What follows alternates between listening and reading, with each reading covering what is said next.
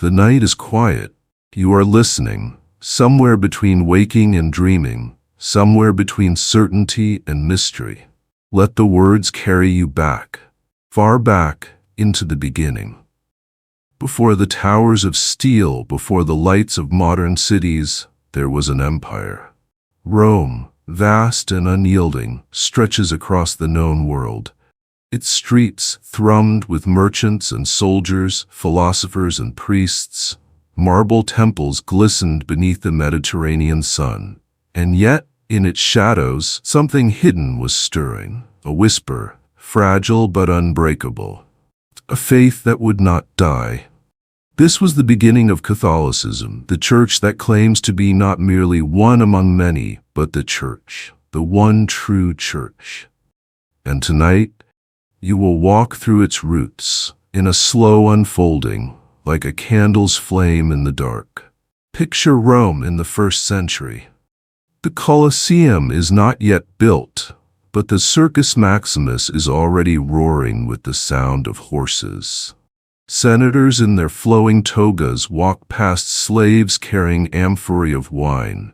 The empire stretches from the deserts of Egypt to the mist of Britannia. To the Romans, their gods are eternal: Jupiter, Mars, Venus. The rituals of sacrifice seem unshakable. But somewhere beyond the Palatine Hill, across the Mediterranean, a small group gathers. Fishermen, tax collectors, women, slaves. Their leader, Jesus of Nazareth, has been executed by crucifixion, a punishment reserved for rebels and criminals. And yet, his followers insist that he lives. They whisper of his resurrection. They share bread and wine, speaking strange words. This is my body, this is my blood. The empire ignores them at first. Just another sect among many. But the faith spreads through trade routes, through letters, through lives quietly transformed. Soon, these believers are everywhere. And though Rome does not know it yet, this fragile seed will outlast the empire itself. Catholicism insists that it is not merely one interpretation of Christ, but the direct continuation. From Peter, the fisherman of Galilee, given keys of authority by Christ himself, "You are Peter, and upon this rock I will build my church." It is a bold claim. A claim that, if true, means that everything else must bow before it. Imagine now the catacombs beneath Rome, long, twisting tunnels carved into volcanic rock. On the walls, faint carvings, fish, anchors, shepherds carrying sheep. These are not decorations, they are secret symbols, marks of a forbidden faith. For the Roman state demands loyalty to the emperor as a god. And the Christians refuse. They will not burn incense to Caesar. They will not sacrifice to the gods of Rome. To them there is only one God and one church. So they are hunted, arrested, executed. Some are torn apart by wild beasts in the arena, their blood staining the sand as crowds cheer. Others are burned alive as human torches to light Nero's gardens. The cruelty is unspeakable. And yet, the faith spreads. There is something haunting in this persistence. The more they are killed, the stronger the movement becomes. The martyrs die singing hymns. Their courage unsettles the empire. Rome cannot understand, but the Christians know they are not dying in vain. They are seeds. And the church is growing. At the heart of Catholicism lies one figure, Peter, the fisherman, the disciple who denied Christ 3 times and yet was restored. According to tradition, Peter comes to Rome, the very center of the empire. Here, beneath the shadow of the emperor, he preaches the gospel. Here he becomes the first bishop of Rome, the first pope. But Rome will not allow him to live. In Nero's persecution, Peter is sentenced to death. They will crucify him. Yet Peter insists, not upright as his Lord, but upside down. For he is unworthy to die as Christ died. and so he is crucified, inverted, his blood sinking into the soil of Rome. From this place, the Church claims its authority, not from power, not from armies, but from the death of its first shepherd. The Bishop of Rome becomes the successor of Peter. The unbroken line begins. Close your eyes and imagine the Vatican Hill, centuries later. Beneath the great dome of St. Peter's Basilica lies a tomb.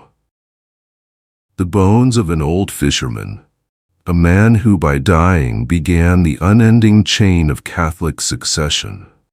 One pope after another through the ages, all the way to today.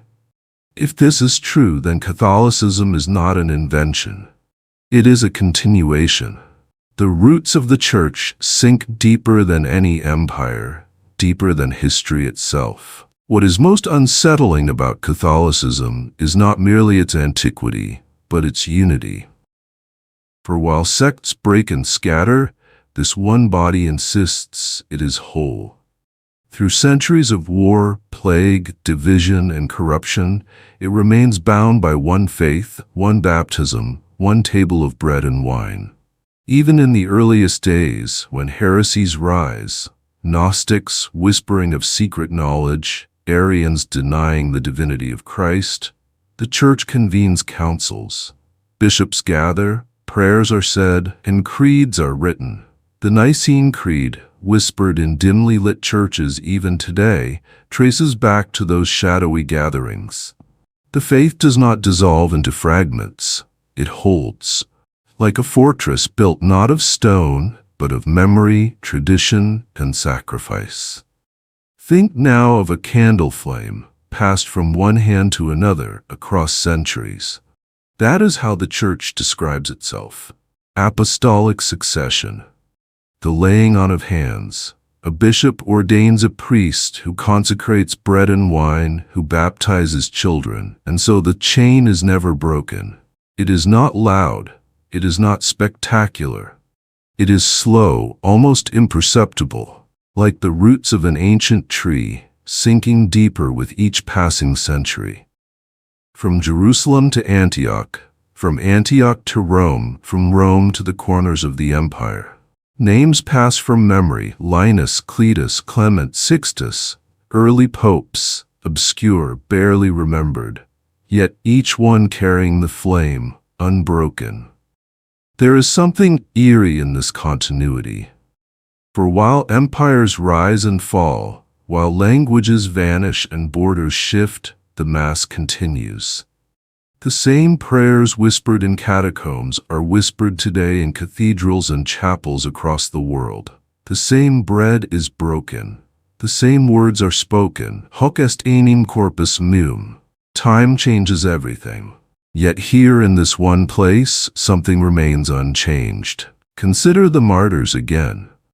Their blood, spilled into the earth of Rome, is remembered by the Church with a strange reverence.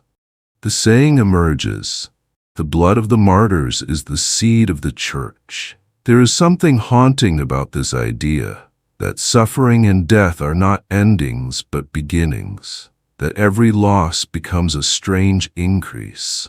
The more Rome tries to crush the faith, the more it multiplies. And so, in the early centuries, the Church grows not in palaces but in prisons, not in luxury but in the silence of underground graves.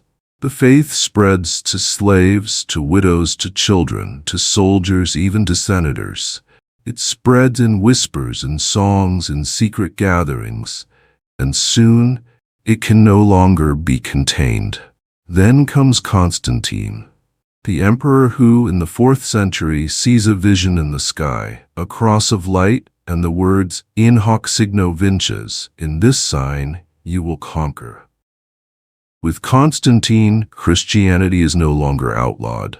The persecutions end, churches rise, built over the tombs of martyrs. The faith that was once forbidden becomes favored. And yet, even here, the eerie undertone remains. For the Church insists that it is not merely legal now, not merely imperial.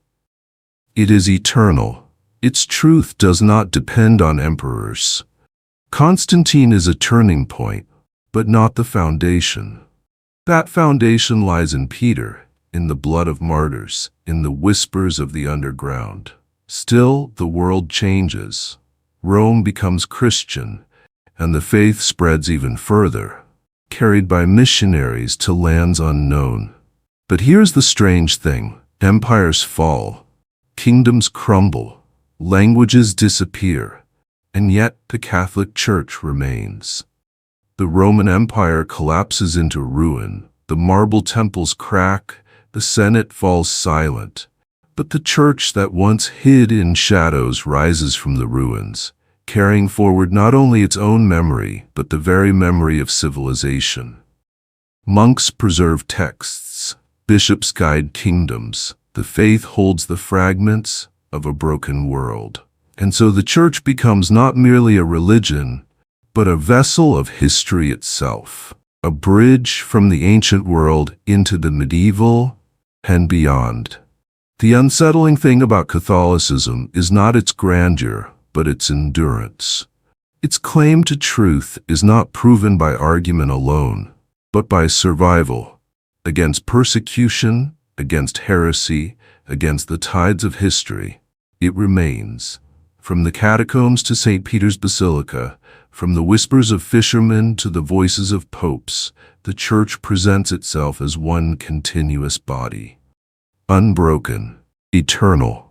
And tonight, as you listen, you may feel the weight of that continuity, as though the voices of martyrs still echo faintly in the silence, as though the prayers of centuries linger in the air, waiting to be heard.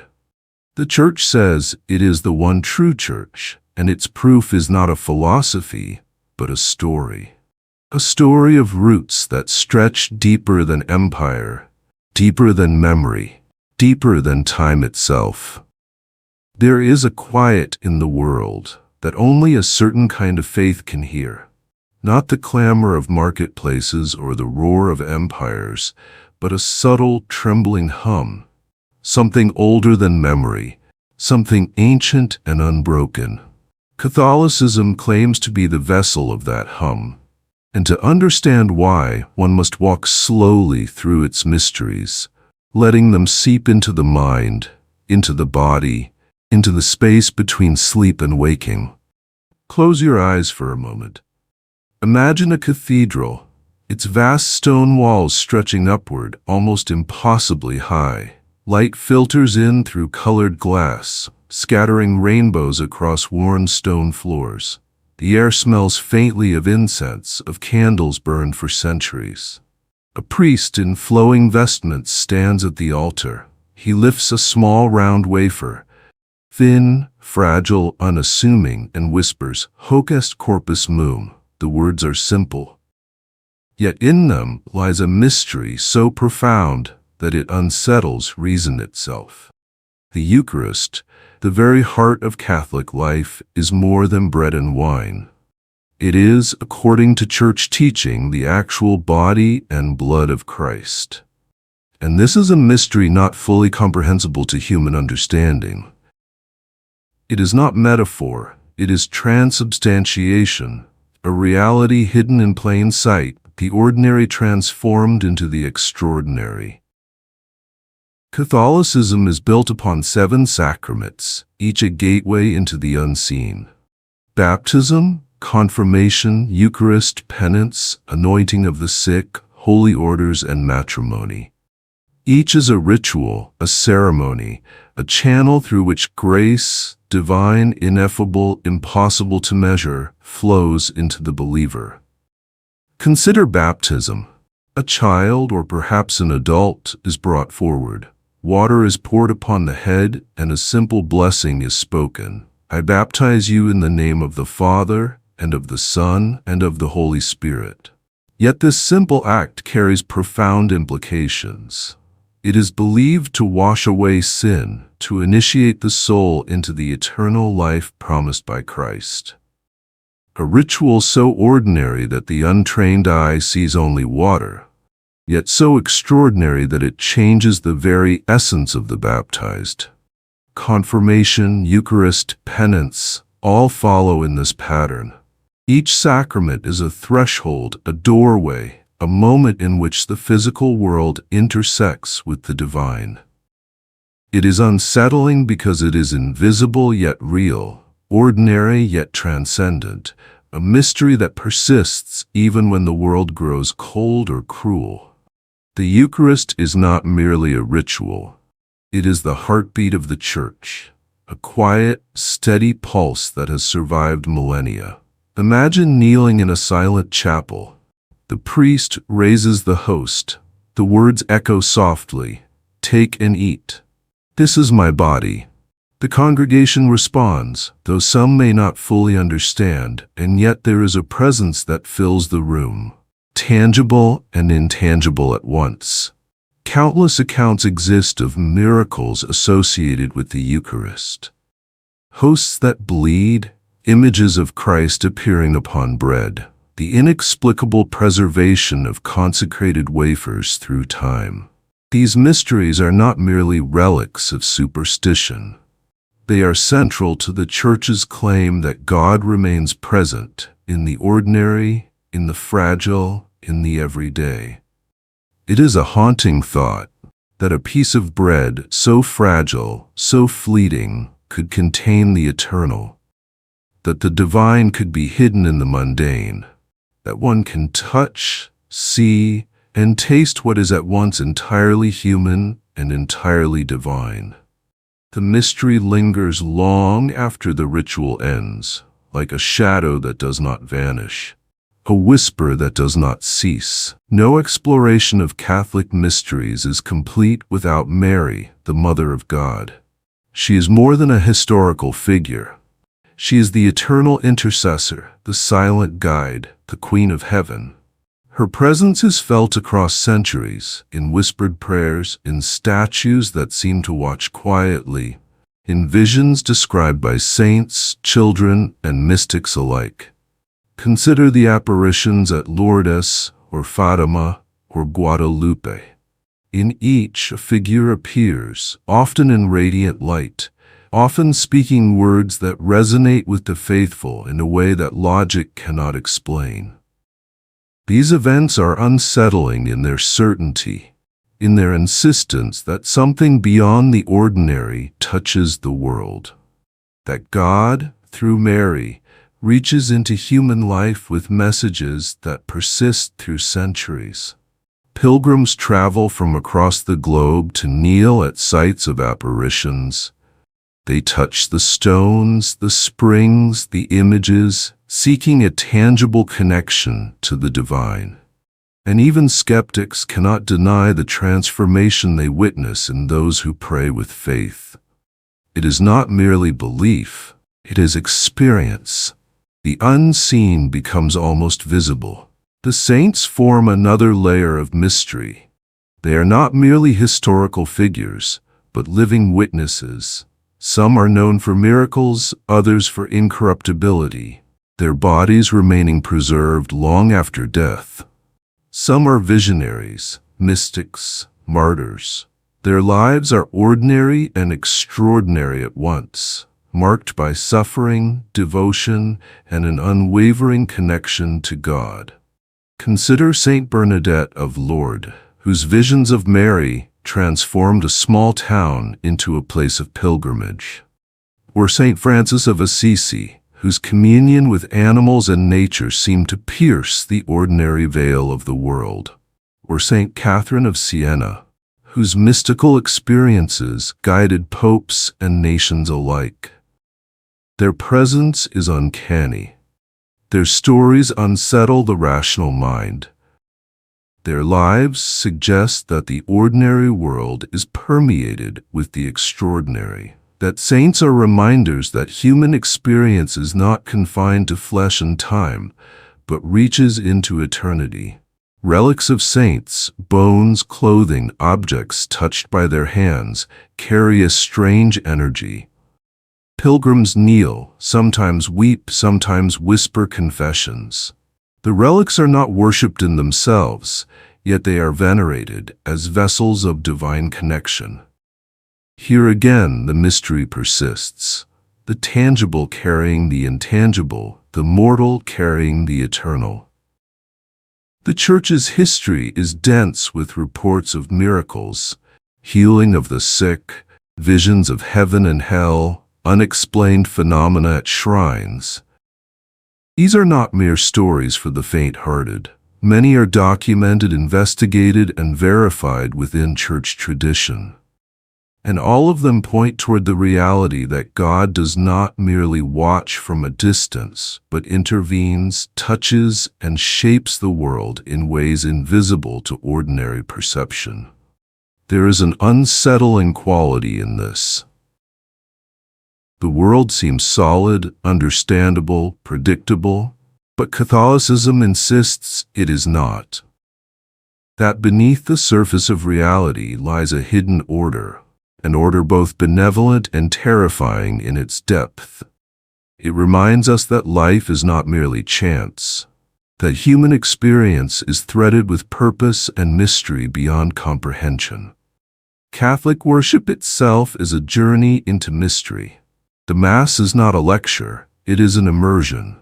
Every word, every gesture, every incense-laden breath is meant to draw the believer into a rhythm of eternity. Time seems suspended, past, present, and future converge. When the priest consecrates the bread and wine, the same words echo that have been spoken for centuries. The faithful are transported, subtly, into a continuum that spans millennia. It is unsettling because it challenges perception. You are not merely here, you are everywhere. The martyrs, the saints, the faithful of centuries past, they are present in the ritual, in spirit, if not in flesh. It is not hallucination, it is continuity. The Church insists that it is the same body that began with Peter, the same faith that whispered in catacombs, the same truth that defied empires. There is a quiet, almost eerie sense that Catholicism exists between worlds, between life and death, between ordinary and divine, between history and eternity. The rituals, the sacraments, the saints, they are all reminders of a reality that is hidden but real. The Church calls this mystery sacred, yet it is also unsettling in its insistence. Consider the confessional, a small, shadowed space. The penitent whispers sins, fears, failures, and yet in that small act, one encounters grace, forgiveness, the unseen presence of God. The physical space is ordinary, almost claustrophobic, but what passes within is extraordinary, ineffable, and eternal. Consider the Stations of the Cross, a path lined with images depicting Christ's suffering. Walking slowly, meditating, the believer is transported to Jerusalem, to Golgotha, to the cross itself. The world outside falls away. Time bends. Pain and sacrifice are no longer abstract. They are real, visceral, and somehow intimate. Catholicism at its core is unapologetically mysterious. It is not meant to be fully understood, only experienced, lived, and preserved. It teaches that truth is not always visible, that God works in ways unseen, and that human life is threaded through with moments of the miraculous. Every sacrament, every relic, every saint, every miracle, every prayer, every whispered devotion, each is a piece of a larger, unfathomable puzzle. Taken together, they create a lattice of reality in which the divine is ever present, yet just beyond the grasp of human understanding. It is meditative, yet slightly unnerving. It is calming, yet haunted.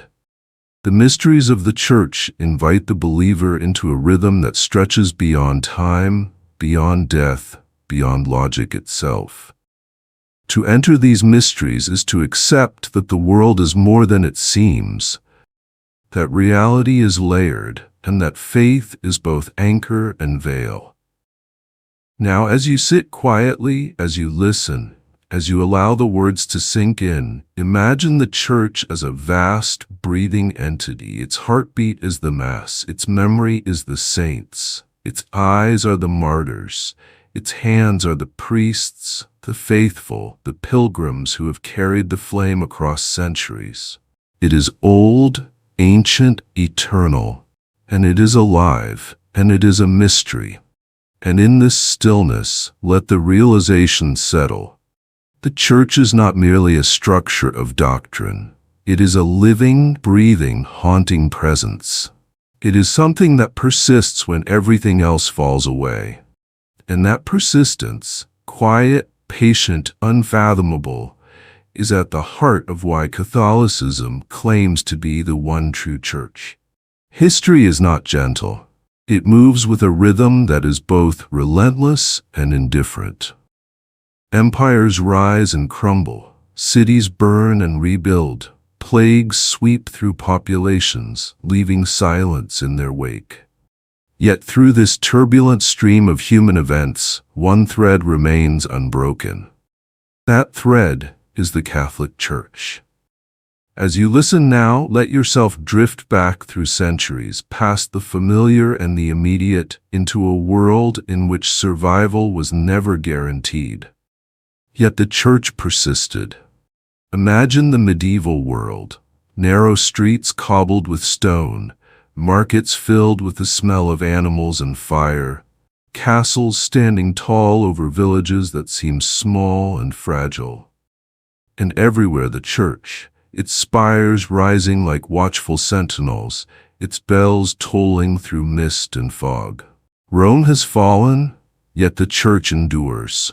The Western Empire crumbles beneath the weight of invasions and corruption, its marble columns breaking, its walls cracked. The barbarians, Goths, Vandals, Huns, move through the lands that were once orderly, leaving chaos in their wake.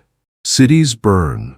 Knowledge, art, and culture are threatened with annihilation. And yet the church survives. Monks in isolated monasteries copy texts by candlelight, preserving fragments of the past. Bishops shepherd their flocks through fear and uncertainty. Cathedrals begin to rise from stone and sweat, ambitious and impossible in their scale. Their very existence is a declaration. The human world may fail, but this faith will endure. It is unsettling to consider. Empires, vast, proud, seemingly eternal, fall into dust, and yet a single institution, spiritual rather than temporal, outlasts them all. It survives because it is not bound by politics, nor by armies, nor by the fleeting whims of rulers. It is bound only by its own continuity, by its sacred rituals, and by the persistence of belief. History is not kind to unity. Schisms appear, tearing at the fabric of Christian life. The East-West Schism in 1054 cleaves the Church into Orthodox and Catholic branches. The Protestant Reformation centuries later shakes Europe to its core, challenging authority, doctrine, and tradition. Yet each schism, rather than destroying the Church, becomes a mirror reflecting its endurance. For Catholicism insists that it is the original, unbroken body. While splinter groups emerge, the Church claims continuity through Peter, through apostolic succession, through the very heartbeat of its sacraments. Imagine the councils, the heated debates, the whispering of cardinals and bishops in dimly lit rooms.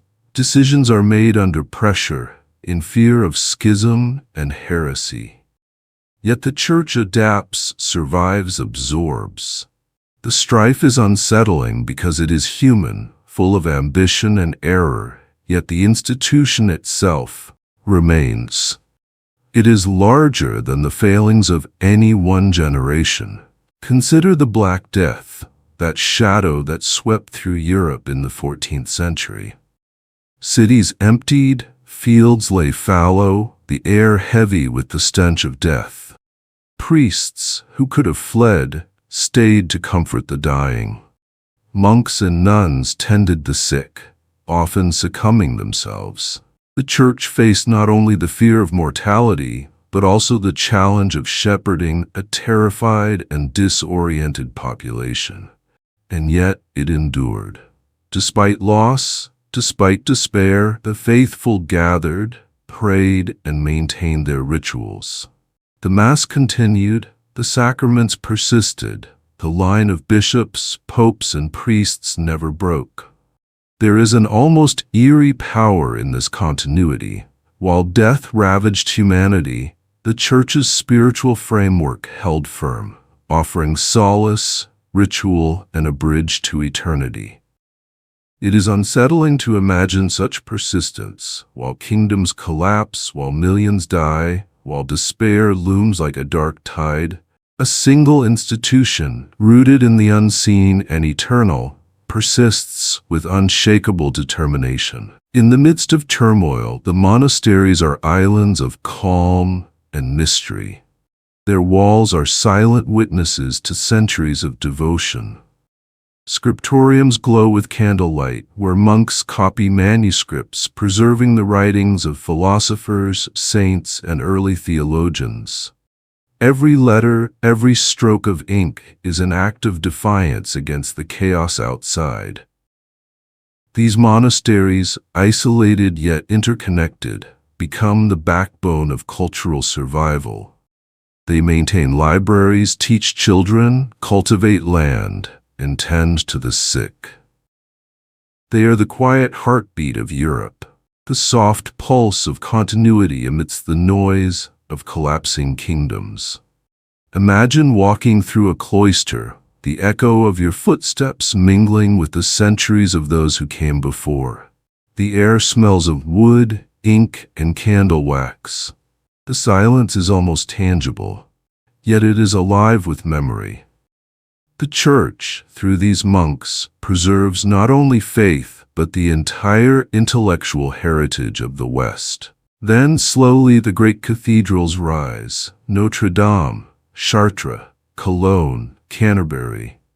They emerge from stone and toil, ambitious beyond comprehension. Their spires pierce the sky like the fingers of some immense silent being. Stained glass windows filter light into hues that seem otherworldly, bathing worshippers in a spectrum that transforms ordinary stone into something transcendent.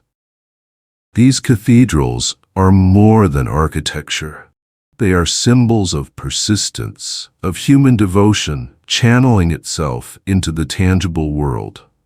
They are a testament to faith surviving wars, plagues, and political upheavals. They are unsettling because they are permanent yet fragile, awe-inspiring yet human-made, mortal yet reaching toward eternity. Walking through one, the mind cannot help but pause.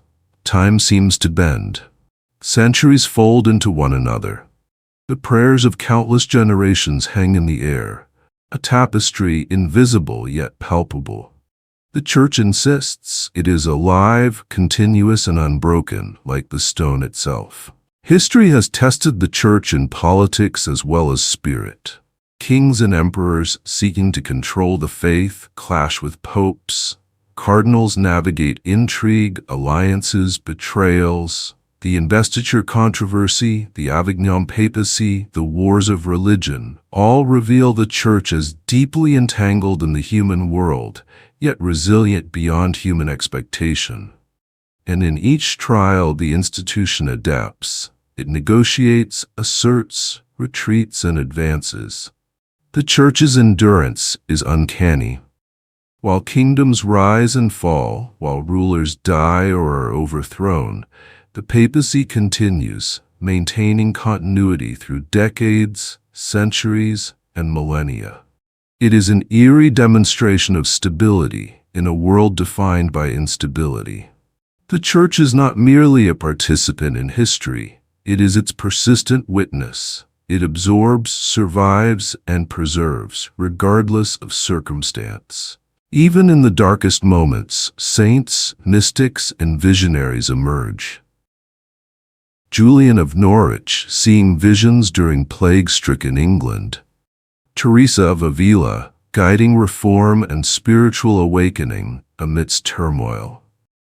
These figures illuminate the Church's mystical dimension, a reality that continues even when earthly power and understanding falter. Their experiences are both calming and unsettling. They remind the faithful that the divine works quietly, often hidden, yet unmistakably present. Faith is a thread through human suffering, a beacon in darkness. And the Church, by preserving their stories, extends this thread across centuries, connecting past, present, and future. The 16th century brings the Reformation, a period of upheaval and challenge. Martin Luther, John Calvin, and others challenged the Church's authority, doctrines, and practices. Europe fractures, wars erupt, and entire communities shift allegiances. Yet through it all, Catholicism endures. The Council of Trent responds with reform and clarification, reaffirming core doctrines. Religious orders expand, missions travel to distant continents, and the faithful maintain their devotion. The Church, battered but unbroken, demonstrates an unsettling resilience.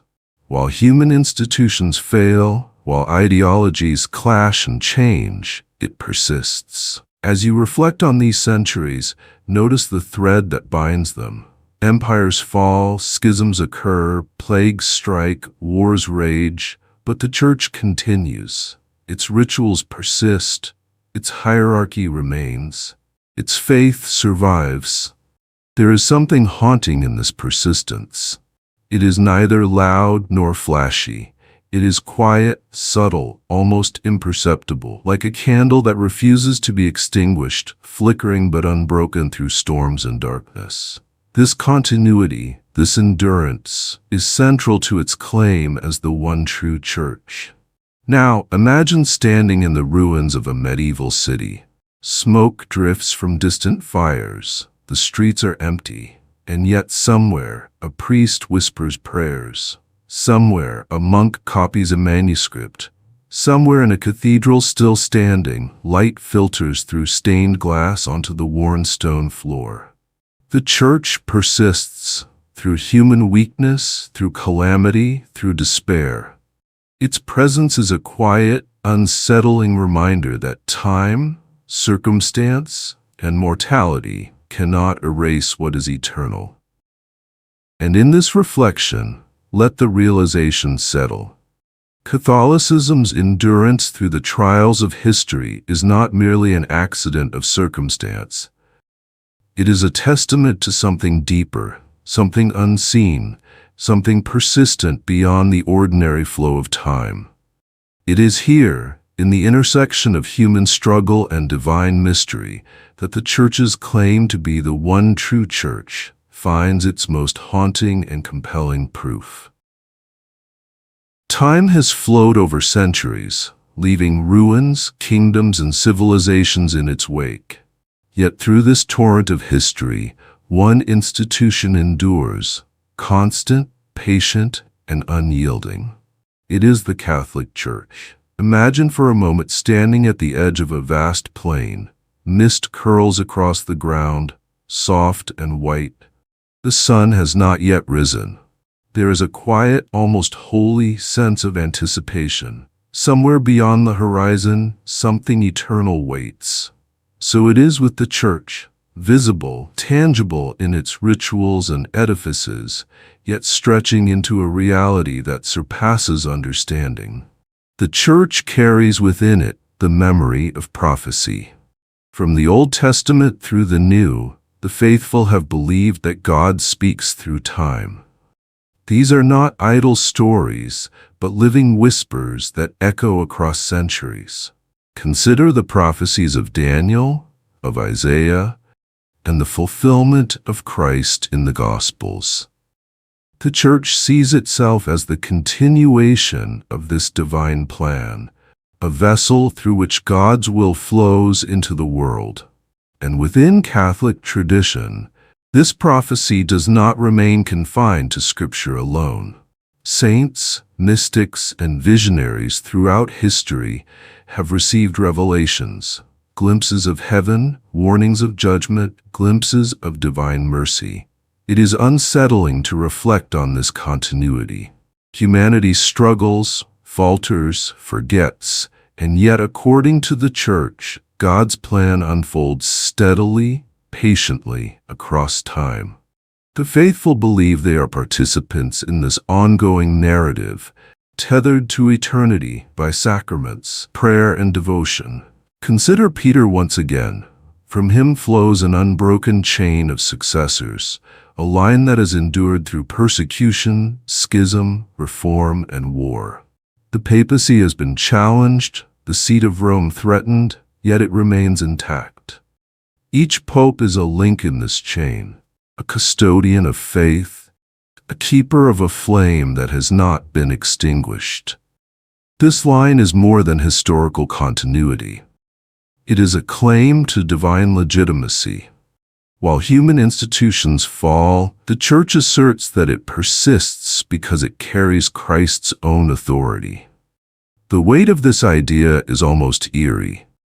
Centuries fold into one another, and yet the same voice, the same mission, is heard across time. To witness this continuity is to encounter a presence larger than any one life.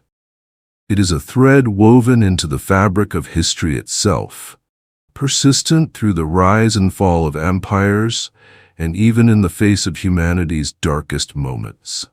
Throughout history, saints have provided glimpses of the eternal Church. Their lives are marked by mystical encounters that seem impossible, yet are meticulously recorded and preserved. Consider Saint John of the Cross, whose visions of God's presence emerge in darkness and silence. Or Saint Faustina Kowalska, whose diary speaks of divine mercy reaching into the mundane, the ordinary, the overlooked moments of daily life. These experiences are not merely stories. They are windows into a reality that transcends the ordinary world. In contemplating these lives, one senses the Church as more than buildings and hierarchies. It is alive, a spiritual organism that touches the human soul and bridges the temporal and eternal. It is unsettling because it suggests that reality is layered and that human perception is only a fraction of what truly exists. Catholicism teaches that the Church is eternal. This is not mere poetic flourish, it is a theological claim. While kingdoms crumble and nations dissolve, the Church exists as a living, continuous presence of God's covenant with humanity. Its rituals, its sacraments, and its teachings form a structure that transcends time. The Mass, repeated daily across continents and centuries, connects the present with the past and future. The bread and wine, consecrated and consumed, are both ordinary and divine, creating a moment outside of ordinary chronology. In this, the faithful participate in eternity itself, briefly touching what is infinite, what endures beyond decay and death. There is a quiet eeriness in this truth. The Church's persistence is not dependent on power, politics, or popularity. It exists because it claims a foundation in the divine, in Christ, in a promise that transcends all human limitations. Step into any ancient cathedral and pause. Feel the weight of centuries pressing softly, invisibly upon the air. The echo of prayers spoken long ago lingers. The ghosts of martyrs, saints, and faithful alike seem almost tangible. The Church is alive with memory. It preserves the voices, the wisdom, and the devotion of countless generations. And it does so in a way that is subtle, almost imperceptible, yet unmistakably present. One can walk among these walls and feel an awareness that transcends time, a consciousness that has endured through the centuries and continues to speak in the present. It is haunting in the most meditative sense because it reminds the believer that faith is not ephemeral. The Church is not merely history. It is ongoing, ever-present, eternal. Throughout history, believers have undertaken pilgrimages to sacred sites: Rome, Santiago de Compostela, Lourdes, Fatima, and countless others. These journeys are not merely symbolic, they are acts of participation in the living Church, a tactile and spiritual connection to centuries of devotion. Imagine walking through a centuries-old shrine, stones worn smooth by the touch of countless hands, incense rising like ephemeral clouds, candles flickering, casting shadows that seem alive. In such moments, the faithful perceive a presence that transcends geography and time, a sense of the eternal reaching into the temporal. The pilgrimage is both calming and unsettling. It is a reminder that the Church is larger than oneself, that it stretches beyond individual lives, beyond nations, beyond death, and yet it is intimately present in each step, each prayer, each whispered intention. Even in the contemporary age, the Church continues to see itself as a custodian of prophecy. Saints of modern times report visions and messages that echo the divine plan. Papal encyclicals, letters, and teachings articulate moral and spiritual guidance that claim continuity with the earliest days of Christianity. In a world dominated by change and impermanence, the Church's sense of purpose is eerie in its stability. Technology, politics, and culture shift rapidly, yet the Church persists, its teachings largely unchanged, its rituals enduring, its sense of mission unwavering. It is a reminder that the eternal is not bound by temporal forces, that the divine rhythm persists even as the human world sways and trembles. Take a moment now to reflect.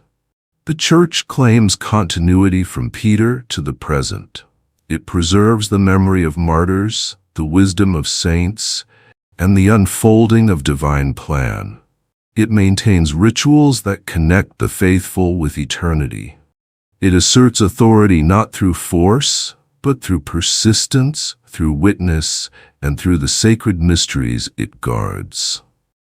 There is something deeply unsettling and profoundly meditative in this. The Church does not merely exist in history. It exists in eternity.